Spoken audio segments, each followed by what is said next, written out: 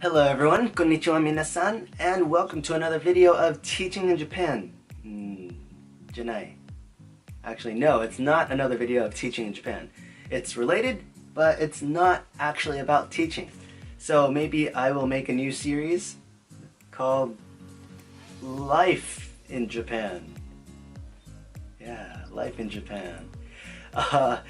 In this video, I want to talk to you about elementary schools and how they are here compared to, I guess, where I'm from, California.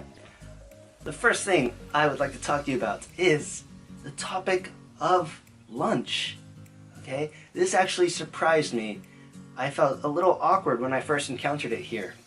So I'll start back in California.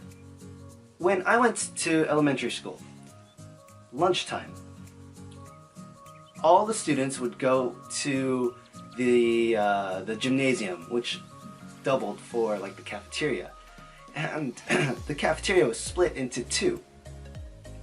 One side was for the students who brought their own lunch. The other side was for all the students who paid for their lunch, and that could mean like, I don't know, little slider burgers or cheese pizza or something like that. But anyway, so yeah, two sides, and I don't think you could mingle with each other if your friend bought lunch and you brought lunch. So yeah, there's that. And if you got food at this school, the food was served to you by, I guess, lunch ladies or lunch men. Yeah, lunch men and women. So yeah, that was pretty much what I remember from elementary school lunches. But here in Japan, school lunch is very different. Nobody goes to the cafeteria. I mean, the cafeteria is actually non-existent here. There is no place for you to go to eat. There's no lunchroom. So all the students would eat lunch in their classroom. Okay, so when it's lunchtime, usually all the students put their desks together in lunch groups, and everyone brings their own little placemat. It's usually like a cloth placemat to make sure your desk itself does not get dirty. And the food is brought to the classrooms, or at least to the correct floor of, where the classrooms are, and then the teacher and a handful of students would go get it and bring it to the classroom, and they have a table set up, and it's the students dressed up in like their white coats and have the hat on, and they are the ones serving the food, as well as the teacher. So I thought that's very cool. There's no such thing as a lunch man or woman to serve you food. The people serving you are your classmates and your teacher. So I thought that was very, very interesting. And another thing, and this is just a cultural thing, it's not specifically school related, but as a culture, the Japanese culture, it's very common for people to start eating at the same time and finish eating at the same time. So in America, as soon as you sit down, you pretty much start to eat. It doesn't really matter. But here in Japan, you pretty much wait until the very last person is seated. Then I guess two class leaders would stand up and in the front of the classroom, and they will basically start, like, give you permission to start eating. So it'll be like, "Teawasete kudasai," put your hands together. And then sometimes they would say, the people the kids who served your food, they would say like, "Gokoro sama deshita," basically, thank you for your hard work, or something like that. And then they would be like, 3, 2, 1, itadakimasu. And then the whole class would be like, "Itadakimasu." And that's basically, there's no exact equivalent in English, but it's pretty much like, let's eat, or thank you for the meal, or something like that. And then you would start eating. And sometimes, if there's extra food after like 15 minutes of eating, the teacher would offer the extras to whoever wants it. But usually so many kids want it that the kids have to play junkin. I remember back in California, if you wanted extra food, you'd have to buy it. Like if you wanted an extra milk, you'd have to pay like 25 cents for it. And if you wanted extra burgers, you would have to pay like an extra $1 or something like that. I don't remember the exact amount, but the fact that you had to pay for more food, yeah, that's very different compared to here. So after all the kids clean up the tables, like their desks, and they say, "Gochisousama deshita," which means like thank you for the meal. All the kids go back to their seats, and on their desk they have a cup, and there's water inside, and they have a toothbrush.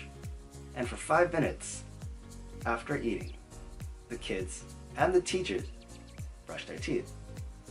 So I thought that's very interesting.